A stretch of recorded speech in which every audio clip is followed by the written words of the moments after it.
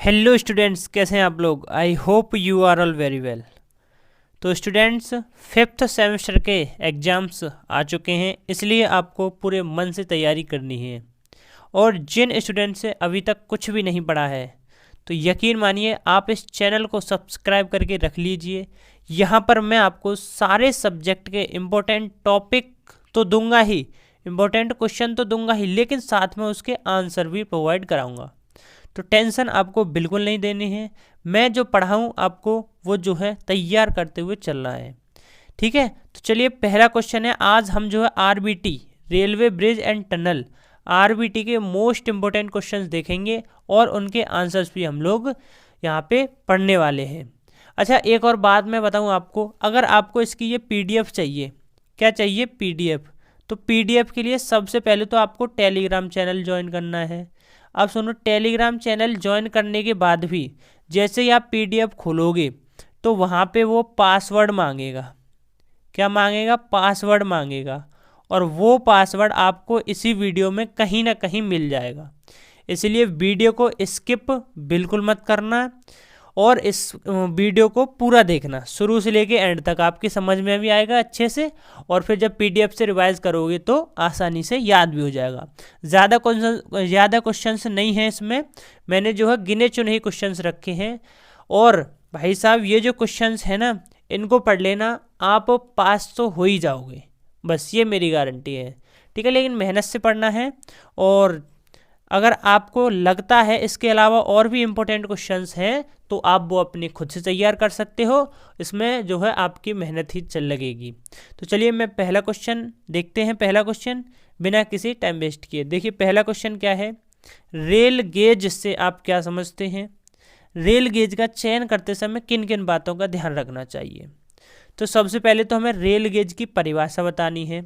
Rail gauge मतलब, देखो ये एक रेल होती है, ये दूसरी रेल होती है, इन दोनों रेल के बीच की दूरी को कहते हैं हम रेल गेज। ठीक है, आप लोग सामान्यतः उसे पटरी कहते हो, एक पटरी और दूसरी पटरी, लेकिन ये पटरी नहीं होती, ये रेल होती है। एक ये वाली पटरी, इसको रेल बोलते हैं, एक रेल, और एक ये रेल, दोनों रेल मिलके एक पटरी का निर्माण करती हैं।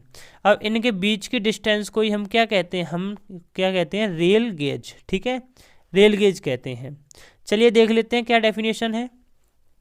भारत में दो रेल के बीच की न्यूनतम दूरी को रेल गेज कहा जाता है, अर्थात दो रेल के आंतरिक फलकों के बीच की दूरी को रेल गेज कहते हैं। आंतरिक फलकों मतलब यहाँ से, ये अंदर के जो फलक हैं इसके, इन दोनों के यहाँ से जो है ये जो दूरी है ये रेल गेज कहलाती है। यह दूरी अलग अलग देशों में अलग अलग होती है। सही बात है भाई, हमारे भारत में तो कितनी होती है? हमारे भारत में कम से कम शायद 4 फीट, ठीक है, 4 फीट के करीब होती है। ठीक है, इनके बीच की दूरी। आगे देखिए, उपर्युक्त रेल गेज का चयन कीजिए। देखिए पहला पॉइंट क्या है इसमें, उपर्युक्त रेल गेज का चयन कैसे करेंगे? चयन करते समय क्षेत्र की स्थलाकृति पर विशेष ध्यान देना चाहिए। स्थलाकृति मतलब जहाँ पे जो पटरी बनाई जा रही है वहाँ के स्थल के बारे में जानकारी होनी चाहिए, कैसा है, समतल है या फिर उभरा हुआ है, कैसा है स्थल है। ठीक है, स्थल की आकृति के बारे में जानकारी होनी चाहिए। अगला क्या है, अधिक भार के लिए बड़ी गेज का प्रयोग करना चाहिए। देखिए जैसे ट्रेन होती है हमारी, रेलगाड़ी जो होती हैं, जैसे मालगाड़ी है तो मालगाड़ी में ज़्यादा लोड होगा, तो ज़्यादा लोड होगा तो उसी हिसाब से हमें गेज का प्रयोग करना चाहिए। अधिक भार है, भार ज़्यादा है तो हमें बड़ी गेज का प्रयोग करना है, अगर भार कम है तो हमें छोटी गेज का प्रयोग करना है। ठीक है, बड़ी गेज के निर्माण में छोटी गेज की तुलना में अधिक खर्च लगता है। भाई अब वो तो सीधी सी बात है, जब वो काम भी तो ज़्यादा करेगी, मालगाड़ी को जो है, मालगाड़ी का लोड भी तो सही कि ज़्यादा, तो उसमें खर्चा भी ज़्यादा आएगा बड़ी गैस को लगाने में। ठीक है, छोटी गैस की तुलना में अधिक खर्च होता है, ये बिल्कुल सही बात है। अगला चौथा पॉइंट क्या है, बड़ी गैस पर चलने वाली रेलगाड़ियाँ छोटी गैस पर चलने वाली रेलगाड़ियों की तुलना में अधिक सुविधाजनक होती हैं। भाई बड़ी गेज पर जो रेलगाड़ियाँ चलेंगी, मान लो बड़ी गेज ये इतनी है, बड़ी गेज, ठीक है, और ये है छोटी गेज, ये इतनी ये छोटी गेज है। अब मान लो ये इस बड़ी गेज पे जो रेलगाड़ियाँ चलेंगी वो क्या होंगी, वो अधिक सुविधाजनक होंगी कि नहीं होंगी बताओ। अब इस पे जो रेलगाड़ी चलेगी वो थोड़ी कम सुविधाजनक होगी, यानी कि बड़ी गेज पे जो रेलगाड़ियाँ चलती हैं वो ज़्यादातर सुविधाजनक होती हैं, उसमें एक्सीडेंट होने के चांसेस बहुत कम रहते हैं, ठीक है। या फिर ट्रेन कभी कोई पटरी से उतर जाती है तो उसके भी चांसेस बहुत कम रहते हैं बड़ी रेल गेज में। अगला देखिए, अगला पॉइंट, दूसरा क्वेश्चन आ गया। क्या है दूसरा क्वेश्चन आपका कि स्थायी मार्ग पर टिप्पणी लिखिए तथा इसके घटक व मूलभूत आवश्यकताओं के बारे में भी बताइए। स्थायी मार्ग क्या होता है, देखिए स्थायी मार्ग उसे कहते हैं जो रेल का मार्ग होता है ना, सिंपली वही स्थायी मार्ग होता है। बस उसमें क्या होता है, डेफिनेशन समझ लो आप कि इस्पात की दो समांतर पटरियों द्वारा बना वह मार्ग जिस पर रेलगाड़ी चलती है रेल पथ या रेल मार्ग कहलाता है, और इसे रेलगाड़ी का स्थायी मार्ग भी कहते हैं। मैंने बताया आपको, जो रेलगाड़ी है, रेलगाड़ी जिस मार्ग पे चलती है उसे रेलगाड़ी का स्थायी मार्ग कहा जाता है। बस सीधी सी बात है। और जो पटरी होती हैं किसकी बनी होती हैं, इस्पात की, तो इस्पात की दो समांतर ही तो होती हैं, समांतर पटरियों द्वारा बना वह मार्ग जिसके ऊपर रेलगाड़ी चलती है। अगला देखिए, स्थायी मार्ग के घटक कौन कौन से हैं। सबसे पहला घटक, सबसे पहला हमें स्थायी मार्ग बनाने के लिए पहले तो रेल चाहिए हमें। रेलगाड़ी अलग है और रेल अलग है, इनमें कन्फ्यूज मत हो। रेल होती है जो पटरी होती है ना, एक पटरी को रेल बोलते हैं, और दो रेल मिलके एक पटरी बनाती हैं पूरी, ठीक है। तो देखिए क्या है, स्थायी मार्ग के घटक क्या है। तो स्थायी मार्ग बनाने के लिए सबसे पहले हमें रेल चाहिए, उसके बाद में स्लीपर होते हैं भाई। अब ये स्लीपर क्या होते हैं, जैसे ये जो रेल है ये आपकी, मैं 1 मिनट रुको, 1 मिनट रुकना भाई। ये जो आपकी ये रेल है, ठीक है, ये जो रेल है, इस रेल को जो है, इस रेल को कसने के लिए आपने देखा हो जो कंक्रीट या सीमेंट के वो होते हैं जिस पे ये जो है ये रेल कसी जाती है ऐसे करके, ठीक है।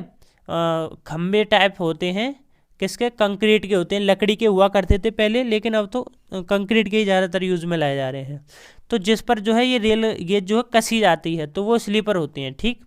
उसके बाद में गिट्टी, हाँ भाई, स्लीपरों को, स्लीपर जो होती हैं उनको आधार प्रदान करने के लिए गिट्टी का यूज़ किया जाता है। फिर रेल बंधक, रेल बंधक मतलब जो रेल को बांध देते हैं किसके साथ, स्लीपर के साथ।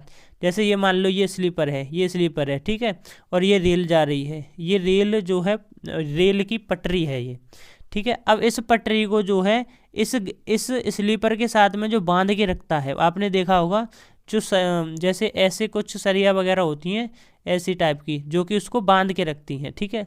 तो उन्हीं को कहेंगे हम रेल बंधक, जो रेल को स्लीपर के साथ बांधने का काम करते हैं। निर्माण तल, हाँ भाई, निर्माण तल भी देखना चाहिए कैसा है उसका तल, ऊंचा नीचा। आगे देखिए, रेल मैंने बता दिया, यह इस्पात की बनी होती हैं। इसका ऊपरी सिरा मोटा तथा निचला सिरा पतला एवं चपटा होता है। देखा है आपने, नहीं देखा, रेल को कभी गौर से देखना। रेल का जो ऊपरी सिरा होगा, रेल का जो ऊपरी सिरा होगा, देखना, रेल का जो ऊपरी सिरा होगा वो तो मोटा होगा, और जो निचला सिरा होगा, जो निचला सिरा हमेशा पतला होगा और कैसा होगा, चपटा होगा, ठीक है। ये होता है रेल का स्ट्रक्चर, कभी भी देख लेना आप। पतला होता है, दो रेलों को जोड़कर एक पटरी बनाई जाती है। मैंने बताया आपको, दो रेलों को जोड़ के एक पटरी बनाई जाती है। रेलों को जोड़ने के लिए फिश प्लेट और फिश बोल्ट का प्रयोग करते हैं। आपने देखा होगा कि कभी कभी जो है दो रेलों को जोड़ा जाता है, जैसे एक रेल ये जा रही है, अब यहाँ पे ख़त्म हो गई रेल, तो दूसरी रेल यहाँ से स्टार्ट हुई। अब इनको आपस में जोड़ने के लिए एक जो है लोहे की उसको यूज़ करते हैं, प्लेट को, उसी को फिश प्लेट कहते हैं। और इस प्लेट में जो 4 छेद होते हैं, कितने, 1 2 3 4 छेद होते हैं इस प्लेट में। और इस प्लेट में जो है 4 छेदों के द्वारा बोल्ट जो कसे जाते हैं ना, उनको बोलते हैं फिश बोल्ट, ठीक है। जो प्लेट होती है जो रेलों को बांधने का, जोड़ने का काम करती है, उसको फिश प्लेट कहते हैं। और जो है जो फिश प्लेट को रेलों के साथ कसने का काम करते हैं वो बोल्ट होते हैं, फिश बोल्ट, ठीक है। स्लीपर देखिए, स्लीपर मैंने बता दिया आपको। स्लीपर इस्पात या लकड़ी या कंक्रीट, लकड़ी के बने होते हैं, बिल्कुल सही बात है, के बने होते हैं, जो रेल के नीचे उचित दूरी पर लगाए जाते हैं, सही बात है। इन स्लीपरों को बंधकों द्वारा जकड़ दिया जाता है, तथा रेलगाड़ी के भार को गिट्टी पर स्थानांतरित करने का भी कार्य करते हैं। ये स्लीपर क्या करते हैं, स्लीपर जो है जैसे रेलगाड़ी आई तो स्लीपर के ऊपर भार पड़ेगा, वजन पड़ेगा। अभी क्या करेंगे, इस वजन को जो है इनके नीचे जो गिट्टी बिछी हुई है उस पर जो स्थानांतरित कर देंगे। 1 मिनट में आपको दिखाई देता हूँ, ठीक है। देखिए ये जो होती है ये एक रेल होती है और ये जो है ये दूसरी रेल है। अब ये दोनों रेल मिलके क्या बनाते हैं, एक पटरी का निर्माण करते हैं, ठीक है। अच्छा, इन दोनों रेलों के जो बीच की दूरी है ये वाली, इस दूरी को कहते हैं हम रेल गेज। क्या कहते हैं, रेल गेज। इस दूरी को क्या कहते हैं, रेल गेज कहते हैं। इन दोनों रेलों के बीच की जो दूरी है इसको क्या कहेंगे, हम रेल गेज कहेंगे, ठीक है। अच्छा, रेल गेज कहेंगे। अच्छा, अब जो है ये जो पदार्थ है ये लकड़ी का बना हुआ है, इन्हीं को स्लीपर कहते हैं। ये पदार्थ जो होते हैं ये जो होते हैं जिनके साथ रेलों को बांधा जाता है, बंधक बना के रखा जाता है। इसके साथ देखो, इसके द्वारा इनको जोड़ दिया गया है इसके साथ स्लीपर के द्वारा, तो इन्हीं को हम स्लीपर कहते हैं, ठीक है। अब देखो यहाँ पे ये तो लकड़ी के हैं, अब यहाँ देखना यहाँ पे ये किसके हैं, कंक्रीट के हैं। यहाँ पे ये कंक्रीट के हैं। और मैं दिखाऊँ आपको, और देखो इस्पात के ये बने हुए हैं, बोला ना मैंने इस्पात के बने होते हैं। ये स्लीपर जो है इस्पात के भी बने होते हैं और कंक्रीट के भी और लकड़ी के भी। और किसके, लकड़ी के भी। लकड़ी के तो पिछले ज़माने में यूज़ होते थे, अब तो इनका यूज़ ज़्यादा नहीं है, ठीक है। अच्छा, मैं क्या बता रहा था, अब ये बंधक पदार्थ हैं जो कि रेल को किसके, स्लीपरों के साथ बांध के रखते हैं, ठीक है। ये होते हैं, ये अभी बोल्ट हैं और कुछ वैसे भी देखे होंगे आपने। अच्छा, ये जो है ये फिश प्लेट हो गई, ये प्लेट जो है ये फिश प्लेट हो गई ये वाली। अब देखो यहाँ पे ये रेल का जॉइंट है, ये एक रेल यहाँ ख़त्म और दूसरी रेल यहाँ से शुरू। अब इन दोनों रेलों को जोड़ने के लिए एक प्लेट लगाई जाती है जिसे फिश प्लेट कहते हैं। अच्छा, इसी फिश प्लेट में क्या होता है कि ये जो बोल्ट हैं इनको ही फिश बोल्ट कहते हैं। इनमें कितने, 4 बोल्ट होते हैं। फिश प्लेट में 4 छेद होते हैं। कितने होते हैं, 4 छेद होते हैं, ठीक है। ये बात भी ध्यान रखना। तो ये मैंने बता दिया आपको कि ये रेल गेज और स्लीपर वगैरह क्या होते हैं। ये फिश प्लेट हो गई, ये जॉइंट को जोड़ने के काम में आती है फिश प्लेट, ठीक है। अच्छा, मैं ये भी बता दूं, ये जो है अलग अलग रेल गेजों का माप अलग होता है। देखो जैसे नैरो गेज जो होते हैं, नैरो गेज, उनके जो बीच की दूरी होती है, डिस्टेंस, यानी ये वाली जो डिस्टेंस होती है, मैं कलर बदल लूँ, देखिए ये वाली जो डिस्टेंस होती है ये वाली, वो होती है 2 फीट नैरो गेज की, ठीक है। मीटर गेज जो होती हैं उनमें होती है 3 फीट, ठीक है, 3 फीट होती है। और जो स्टैंडर्ड गेज होती हैं उनमें 4 फीट होती है, 4 फीट यानी कि 1435 mm। जो ब्रॉड गेज होती हैं उनमें कितनी, 5 फीट होती है। ये 5 फीट है, ये 4 फीट है, ये 3 फीट है, ये 2 फीट है, ठीक है। तो ये भी आप लोग ध्यान रखना। चलिए अब हम वापस अपने टॉपिक पे चलते हैं। तो स्लीपर हो गया आपका। अब आगे देखिए, आगे क्या दे रखा है, आगे गिट्टी है। गिट्टी मैंने बताया स्लीपरों को आधार प्रदान करने के लिए नीचे तथा साइड में मिट्टी का भराव किया जाता है, ठीक है। गिट्टी का भराव किया जाता है, वही होती है गिट्टी। रेल बंधक या स्थायिक भी बोलते हैं। रेल बंधक, रेल को स्लीपरों से जोड़ने के लिए जिन बंधक का उपयोग किया जाता है उसे रेल बंधक कहते हैं, ठीक है, बता चुका हूँ मैं। निर्माण तल, यह रेल मार्ग या स्थायी मार्ग का आधार होता है जिसे भराव या कटान द्वारा बनाया जाता है। निर्माण तल के ऊपर ही गिट्टी, फिर स्लीपर तथा रेलें बिछाई जाती हैं। वो तो सही बात है, निर्माण तल सही होगा तभी तो बिछाओगे, ठीक है। जैसे ये मान लो, ये क्या है, ये निर्माण तल है, ये निर्माण तल है, मिट्टी डाल के चौकस कर दिया, एकदम समतल बना दिया इसको, ठीक है। अब इसके ऊपर हमने गिट्टी डाल दी, ये जो है ये हमने गिट्टी डाल दी, फिर गिट्टी के ऊपर हमने स्लीपर डाल दिए, स्लीपर के ऊपर हमने रेल लगाई हैं ये, ठीक है। ऐसा ही तो होता है, कभी भी देखना आप रेल की पटरी को ध्यान से, तो उसमें ऐसा ही होता है। अगला देखिए क्वेश्चन। अच्छा, स्थायी मार्ग की आवश्यकता क्या है। देखिए स्थायी मार्ग की पहली आवश्यकता क्या है कि जो गेज है वो समान और सही होने चाहिए, ठीक है। गेज कैसे होने चाहिए, समान और सही दूरी पे होनी चाहिए। रेल गेज सीधी पटरी में होनी चाहिए, रेल जो है सीधी पटरी में होनी चाहिए रेल। सभी जोड़ क्रॉसिंग ठीक होनी चाहिए। ड्रेनेज सिस्टम, नाली का जो सिस्टम है, जो पटरी के सारी नालियाँ होती हैं उनका सिस्टम ठीक होना चाहिए। स्थायी तरीके से डिज़ाइन की जानी चाहिए, ठीक है। रेल गेजों के प्रकार, बड़ी गेज, मीटर गेज और सक्रिय गेज। मैंने बताया आपको, बड़ी गेज जो है 1.676 मीटर होती है। और मीटर गेज जो है 1 मीटर डिस्टेंस होती है मीटर गेज की, और सक्रिय गेज की 0.7। अगला देखिए क्वेश्चन, रेल से आप क्या समझते हैं? रेल के कितने प्रकार तथा रेल के प्रकार के बारे में बताइए तथा इस किसी एक रेल का सचित्र वर्णन कीजिए। देखिए रेल मैंने बता दिया आपको क्या होता है। रेल जो है, रेलगाड़ी के पहिए जिस इस्पात के शीर्ष पर चलते हैं उसे रेल कहते हैं। ये है, ठीक है, रेल कहते हैं। यह किसकी बनी होती है? यह इस्पात की बनी होती है, ठीक है। इसका ऊपरी सिरा चपटा तथा ऊपरी सिरा मोटा और निचले सिरा चपटा हुआ होता है। अब देखो रेल के भी प्रकार होते हैं। देखिए रेल के प्रकार यहाँ पे, फिर उसके बाद में देखिए पूरब में रेल के नीचे स्लीपर लगाने में लकड़ी का प्रयोग किया जाता है। मैंने बताया था आपको। रेल मार्ग के लिए निम्न 3 रेलों का उपयोग किया जाता है।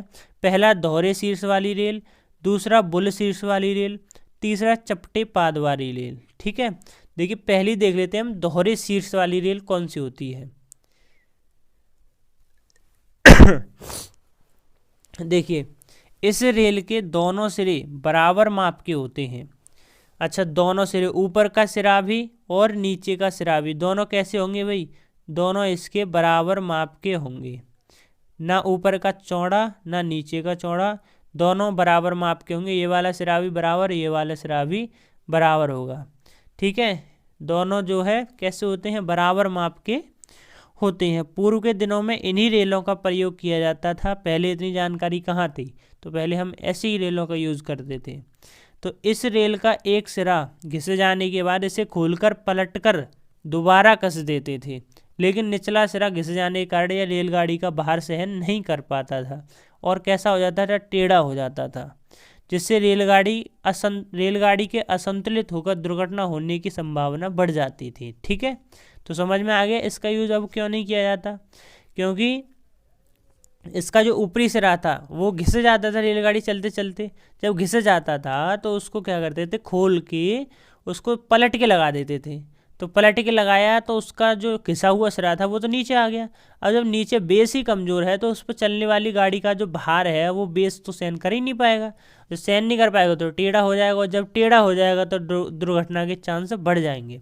इसलिए इसका उपयोग फिलहाल में नहीं किया जाता, ठीक है। आगे देखिए, ये होता है दोहरे शीर्ष वाली रेल, ठीक है। ऊपर भी जितना है नीचे भी उतना ही होगा। आई बात समझ में? तो ऊपर 70 mm है तो नीचे ये भी चौड़ाई कितनी होगी? 70 mm होगी।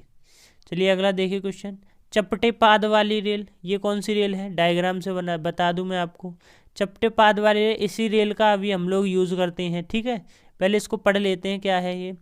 इस रेल में शीर्ष मोटे तथा पाद चौड़े एवं चपटे बनाए जाते हैं। पाद का मतलब जो निचला सिरा होता है, ठीक है, निचला सिरा होता है वो चौड़ा एवं चपटा बनाया जाता है। इसे विग्नोल रेल भी कहा जाता है। इस रेल को बिना स्लीपर के भी स्थिर किया जा सकता है, बिल्कुल सही है। वर्तमान समय भारत में इसी रेल का प्रयोग किया जा रहा है। आपने हर जगह ये ऐसे ही रेल देखी होगी, जिसका जो है निचला सिरा चौड़ा होगा और चपटा होगा, ठीक है, और पतला भी होगा, और ऊपरी सिरा होगा उसका मोटा। चपटे पाद वाली रेल दोहरे शीर्ष वाली रेल की तुलना में अधिक सस्ती है तथा यह रेलगाड़ी के भार को बड़े क्षेत्र में विस्तारित करती है, इसलिए इस रेल का उपयोग अधिक होता है, ठीक है। और जब सस्ती है तो वही उपयोग तो इसका ही होना चाहिए। सस्ती भी है, कामगर भी है, दुर्घटना के भी चांस नहीं है इसमें, तो इसी का यूज़ करेंगे ना हम। आगे देखिए, रेल का विसर्पण क्या होता है। देखो कभी कभी क्या होता है भाई कि जो रेल होती है ना वो अपने स्लीपरों के साथ में लंबाई की दिशा में आगे पीछे हो जाती है। जैसे मान लो ये स्लीपर है, ये पहला स्लीपर, ये दूसरा स्लीपर, ये तीसरा स्लीपर। अब ये ऐसे 1 मिनट क्या हो गया ये, हाँ देखिए अब ये ऐसे रेल है, ये जो है रेल है। तो क्या होता है कि ये जो स्लीपर हैं, ये वाले स्लीपर, ये कभी कभी रेल के साथ में ही, इसके ही साथ में आगे पीछे हो जाते हैं। जब इनको जो बांध के रखने का कार्य करता है, बंधक पदार्थ जो होते हैं वो ढीले हो जाते हैं, तो ये स्लीपर रेल के साथ आगे पीछे हो जाते हैं। तो इसी को हम कहते हैं रेल का विसर्पण। देखिए रेल का अपनी स्लीपर के साथ अपनी लंबाई की दिशा में मूल स्थिति से आगे या पीछे सरकना विसर्पण कहलाता है, ठीक है। विसर्पण के प्रभाव क्या होंगे? स्लीपर अपनी मूल स्थिति से हट जाते हैं, बिल्कुल हटेंगे भाई। स्लीपर के हटने से रेल गेज प्रभावित होता है, वो तो होगा ही नहीं। रेल गेज का मतलब दो रेलों के बीच की दूरी। भाई जब यहाँ पे कोई रेल था, यहाँ से खिसक के वो आगे पहुँच गया, तो इसके बीच का जो डिस्टेंस है वो भी तो बदल जाएगा, रेल गेज भी तो प्रभावित होगा। क्रॉसिंग की स्थिति हट जाती है, बिल्कुल सही है, क्रॉसिंग की स्थिति हट जाएगी। रेल बंधक ढीले हो जाते हैं, तभी तो वो आगे पीछे हो पाता है, रेल बंधक ढीले हो जाएंगे। ठीक है, ये चित्र है, ये देखो, ये पहले ही ऐसे थे स्लीपर, फिर बाद में कैसे हो गए, खिसक के ये ऐसे हो गए। ठीक है, पहले ये ऐसे थे, फिर बाद में खिसक के ऐसे हो गए ये स्लीपर। ठीक है, तो इसको देख लेना। और मैं फिर कह रहा हूँ, इसकी पीडीएफ चाहिए, किसी की भी पीडीएफ चाहिए सारे सब्जेक्ट में से, तो टेलीग्राम ज्वाइन कर लो। वहाँ पे जब भी कोई भी पीडीएफ खोलोगे तो उसकी क्या है, उसमें पासवर्ड मांगेगा, और वो पासवर्ड आपको उसी पीडीएफ का जो चैप्टर है, जैसे मैंने भेजी आपको सोइल मैकेनिक्स की, तो सोइल मैकेनिक्स मैं यूट्यूब पे पढ़ा दूंगा, तो यूट्यूब पे पढ़ाऊंगा, उस वीडियो में कोड मिलेगा, उसी कोड को उस पीडीएफ में डाल देना, तो वो खुल जाएगी। ठीक है, और ये सब आपके लिए फ्री ऑफ कॉस्ट है, कोई भी पैसा आप लोगों से नहीं लिया जा रहा है, बस आप लोगों का सपोर्ट चाहिए और प्यार चाहिए। तो आई होप आप समझ गए होंगे, इसलिए इस वीडियो को भी ज़्यादा से ज़्यादा शेयर कर देना। ठीक है, चलिए अगला क्वेश्चन देखते हैं। Fish plate. फिश प्लेट वैसे तो मैं बता ही चुका हूँ होती क्या है, लेकिन फिर भी पढ़ लेते हैं हम। रेल की दो पटरियों को जोड़ने के लिए फिश प्लेट का उपयोग किया जाता है, बिल्कुल सही है। अच्छा, इसकी लंबाई चौड़ाई देख लेते हैं। लंबाई चौड़ाई देखिए, यह 45.6 सेंटीमीटर लंबी तथा 2 सेंटीमीटर चौड़ी पट्टी की बनी होती है। इसमें 4 छिद्र होते हैं, मैंने बताया था, जिसमें एक रेल जोड़ पर और 2 छिद्रों का प्रयोग किया जाता है। अच्छा, ये कहना चाह रहा है कि जैसे ये रेल जोड़ है, यहाँ पे ये रेल जोड़ है, तो इस वाली रेल पे 2 छिद्र और इस वाली रेल पे 2 छिद्र, दो छिद्रों का प्रयोग किया जाता है। ठीक है, आगे क्या है, किया जाता है, इस प्लेट का आकार इस प्रकार का होता है कि यह दोनों रेलों के बीच में अच्छी तरह से फिट हो जाती है। आपने अगर गौर से देखा होगा, जो मैंने अभी फिश प्लेट दिखाई थी तुम्हें, तो उसका आकार ऐसा था कि वो दोनों रेल के बीच में आपस में फिट हो गई थी वो। ठीक है, अगला देखिए, जैसे कि ये है चित्र, तो मैंने दिखाई दिया है, चित्र की क्या ज़रूरत है अब। आगे फिश बोल्ट, ये भी बता चुका हूँ मैं क्या होता है। फिश बोल्ट का प्रयोग रेल तथा फिश प्लेट को जोड़ने के लिए किया जाता है। इन बोल्टों को फिश प्लेट व रेल के छिद्रों में डालकर कस दिया जाता है। सामान्यतः 45 kg रेल के लिए 12.76 सेंटीमीटर लंबा तथा 2.5 सेंटीमीटर व्यास वाले फिश प्लेट का प्रयोग किया जाता है। गाड़ियों में उत्पन्न कंपन के कारण ये ढीले भी हो जाते हैं, सही बात है, इसलिए इन्हें समय समय पर क्या करना चाहिए, चेक कर लेना चाहिए, कसते रहना चाहिए। ये बोल्ट है भाई, अब देखो अपना चित्र तो भाई ऐसा ही है, तुम लोग इससे बढ़िया बनाना जानते हो तो बिल्कुल बनाओ भाई अपने नोट्स में। ठीक है, लेकिन अपने जैसा आता था मैंने वैसा बना दिया। अगला देखिए क्वेश्चन क्या है, 5वां क्वेश्चन। रेल की पटरी में स्लीपर से आप क्या समझ, स्लीपर बता दिया यार, स्लीपर क्या होता है। ठीक है, इसको पढ़ाने की ज़रूरत ही नहीं है। रेल मार्ग के दोनों समांतर आधार प्रदान करने के लिए ये सब पढ़ा दिया मैंने, इसको पढ़ लेना थोड़ा सा, इसके कार्य क्या होते हैं। स्लीपर के कार्य क्या होते हैं, जो रेल गेज की दूरी है, रेल गेज उसको जो है, रेल गेज में पर्याप्त दूरी बनाए रखना। ठीक है, रेल को मजबूत एवं समतल आधार प्रदान करना, रेल मार्ग की स्थिरता को प्रदान करना, रेल पर पड़ने वाले भार को गिट्टी तक स्थानांतरित करना, रेल मार्ग को सीधा बनाए रखना, यही तो कार्य होते हैं स्लीपर। अगर स्लीपर नहीं होगा तो कहाँ से रेल मार्ग सीधा हो जाएगा, टेढ़ा मेढ़ा हो जाएगा। ठीक है, और जो भार है वो गिट्टी तक कौन पहुंचाता है, स्लीपर ही तो पहुंचाते हैं, तभी तो जो है भारी से भारी गाड़ी भी गुजर पाती है वहाँ से, और आधार प्रदान करते हैं उसके लिए। ये क्या है, एक अच्छे स्लीपर की विशेषता है। देखिए, अच्छा स्लीपर वही है जिसमें लागत कम आए, पैसा कम खर्चो, काम बढ़िया करे, वही अच्छी चीज़ होती है। ठीक है, तो क्या है, प्रारंभिक लागत कम होनी चाहिए, बिल्कुल सही है। स्लीपर का वजन मध्य होना चाहिए, मध्य में होना चाहिए। अच्छा, आपने देखा होगा कि जो कंक्रीट के स्लीपर होते हैं ना, वो थोड़े से कर्व में बनाए जाते हैं, यानी कि जैसे ये स्लीपर है, ये स्लीपर है, ठीक है, तो ये क्या होगा, ये जो हिस्से हैं ये वाले हिस्से थोड़े से उठे हुए बनाए जाएंगे और ये वाला हिस्सा थोड़ा सा नीचा बनाया जाएगा, ठीक है। तो वो क्यों बनाया जाता है, क्योंकि उसका जो वेट है वो मिड में आ जाए। जब मिड में आ जाएगा तो ये दोनों साइड आसानी से जो है भारी से भारी वेट को भी झेल सकती हैं। डिज़ाइन ऐसा होना चाहिए कि ट्रेनों के गुजरने के कारण इन्हें आगे पीछे नहीं हटाया जा सके, बिल्कुल सही है। अच्छा स्लीपर मजबूर पदार्थ का बना होना चाहिए, ये तो होना ही चाहिए वरना तो वो वजन ही नहीं सहन कर पाएगा। रेल क्रॉसिंग से आप क्या समझते हैं, हीरक क्रॉसिंग, डायमंड क्रॉसिंग के बारे में सचित्र वर्णन कीजिए। रेल क्रॉसिंग, ठीक है, देखिए रेल क्रॉसिंग क्या है।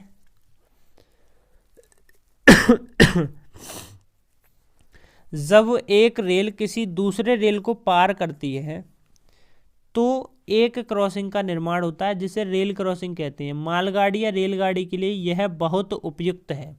क्या उपयुक्त है भाई, ये क्या उपयुक्त है, जो है रेल क्रॉसिंग, हाँ जी, ठीक है। जैसे एक पटरी पे कोई रेल जा रही है, रेलगाड़ी जा रही, पैसेंजर है जिसमें पैसेंजर बैठे हैं और एक मालगाड़ी है, तो दोनों को एक दूसरे को क्रॉस करना होगा।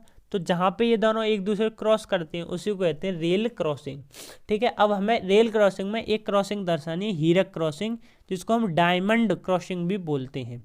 हीरक क्रॉसिंग देख लेते हैं या डायमंड क्रॉसिंग, एक ही बात है। देखिए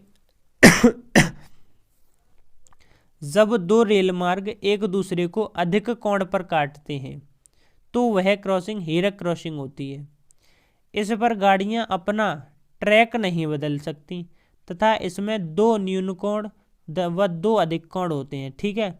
अब देखिए इस वाले डायग्राम में आपको कुछ कतई कुछ भी पल्ले नहीं पड़ रहा होगा, ठीक है। देखो ये जो क्रॉसिंग है ना, ये वाली जो क्रॉसिंग है ये है डायमंड क्रॉसिंग। इसमें क्या होगा, जो रेलगाड़ी है वो अपना ट्रैक चेंज नहीं करेगी।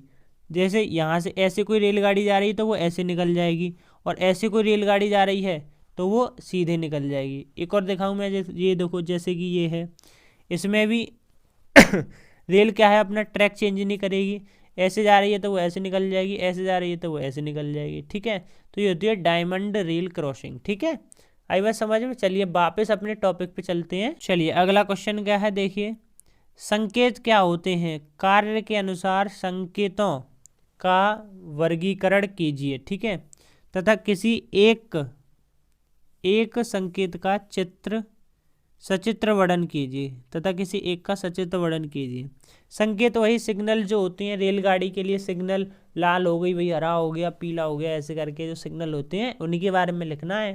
तो क्या दिक्कत है, इसमें लिख देंगे। जैसे कि देख लो संकेत क्या होते हैं।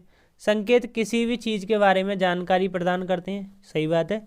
रेलवे इंजीनियरिंग में संकेत रेलगाड़ी के बारे में जानकारी देते हैं, ठीक है। वैसे संकेत क्या होते हैं, वो तो हर चीज़ के बारे में जानकारी देते हैं, लेकिन जो रेलवे इंजीनियरिंग है उसमें संकेतों का काम क्या है, वो रेलगाड़ी के बारे में जानकारी देंगे, ठीक है।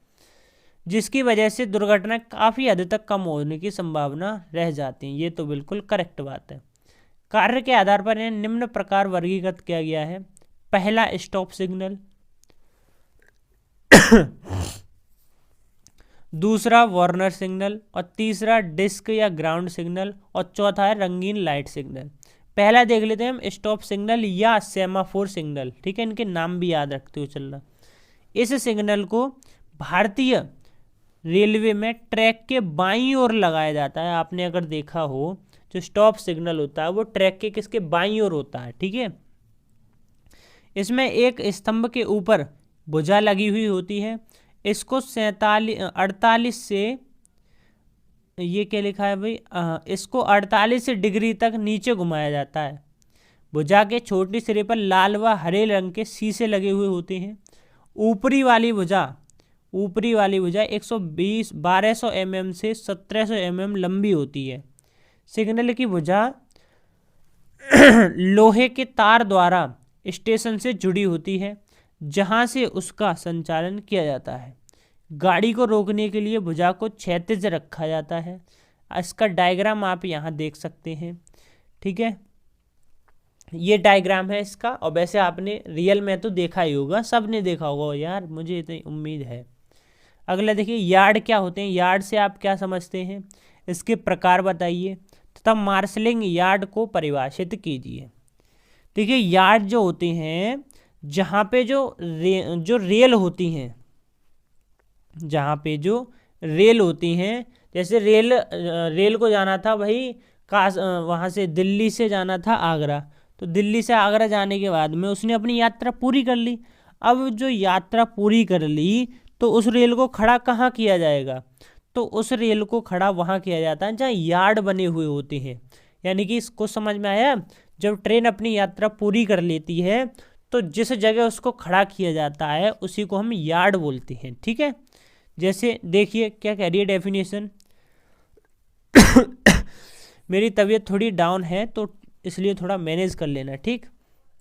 देखिए, रेलवे स्टेशनों से अलग, ये क्या है? रेलवे स्टेशनों से अलग वो स्थान जहां रेलगाड़ी अपनी यात्रा पूरी करने के बाद और पुनः यात्रा शुरू करने से पहले खड़ी होती है। यहाँ पर ट्रेनों की साफ सफाई, ट्रेनों के डब्बे में पानी भरने पर आदि पर काम किया जाता है। ठीक है, जो यार्ड होते हैं ना, यार्ड, वहाँ पे पहले तो रेल अपनी यात्रा पूरी करके आगे खड़ी हो गई, फिर वहीं से अपनी यात्रा स्टार्ट करेगी। और उसी यार्ड पर क्या होता है कि रेल को चेक भी किया जाता है, रेल के डब्बों को चेक भी किया जाता है, उसमें साफ सफाई भी की जाती है, सारा कुछ वहीं पे कर लिया जाता है यार्ड पर ही। ठीक है, तो समझ लेना कि यार्ड होता क्या है। अच्छा, सुविधा के अनुसार रेलवे यार्ड निम्न प्रकार के होते हैं। पहला, यात्री यार्ड, माल यार्ड, मार्शलिंग यार्ड और इंजन यार्ड। अब इनको देखते हैं हम, यात्री यार्ड और माल यार्ड क्या होते हैं। अच्छा देखो, इसमें देखो मैं बताऊं आपको, इन चारों में से मार्शलिंग यार्ड इंपॉर्टेंट है। यात्री यार्ड क्या होता है, ऐसे सुन लो, यात्री यार्ड जो होता है जहाँ पे जो पैसेंजर वाली गाड़ी जो खड़ी होती है, पैसेंजर वाली रेलगाड़ी जो खड़ी होती है उसको यात्री यार्ड बोलते हैं। और मार्शलिंग यार्ड कौन सा होता है? जहाँ पे मालगाड़ियाँ खड़ी होती हैं। ठीक है, जहाँ पे मालगाड़ियों की साफ सफाई होती है वहाँ पे जो है उसको कहते हैं मार्शलिंग यार्ड। मार्शलिंग यार्ड में मालगाड़ियों का कार्य किया जाता है, जैसे कि उनके डब्बों की कटाई छटाई आदि, इसलिए इन्हें मालगाड़ी केंद्र भी कहते हैं। इस पर व्यय अधिक होता है परंतु फिर भी इसका निर्माण आवश्यक है। मार्शलिंग यार्ड के प्रकार क्या क्या है? मार्शलिंग यार्ड के प्रकार, रेलगाड़ियों के डब्बे की कटाई एवं छटाई, मालगाड़ियों को मार्शलिंग यार्ड पर खड़ा करना, और क्या है, यहाँ पर नई गाड़ियों को तैयार भी किया जाता है मार्शलिंग यार्ड पर, मालगाड़ी की साफ सफाई करना। ठीक है, ये सब उसके कार्य हैं। अब आगे आ गया आपका ब्रिज। अब देखिए ब्रिज को क्या करना है हमको, ब्रिज हम लोग नेक्स्ट वीडियो में पढ़ेंगे। फिलहाल के लिए हमने जो है रेलवे पूरी ख़त्म कर दी है। आई होप रेलवे आप लोगों के अच्छी समझ में आई होगी। जिन लोगों की नहीं आई है समझ में, उनसे मेरी रिक्वेस्ट है कि प्लीज़ एक बार वीडियो को रिवर्स करके देखें, और जो PDF आपको मिलने वाली है टेलीग्राम पे उसको जो है ज़रूर डाउनलोड कर लें। और पासवर्ड आई होप आपको मिल गया होगा, अगर नहीं मिला है तो कमेंट करके बताएं मुझे। ठीक है, और इस वीडियो को भाई अपने दोस्तों के साथ फैला दो, क्योंकि ये सब मेहनत सिर्फ आप लोगों के लिए की जा रही है। ठीक है, चलिए मैं मिलता हूँ आपसे नेक्स्ट वीडियो में ब्रिज के टॉपिक के साथ।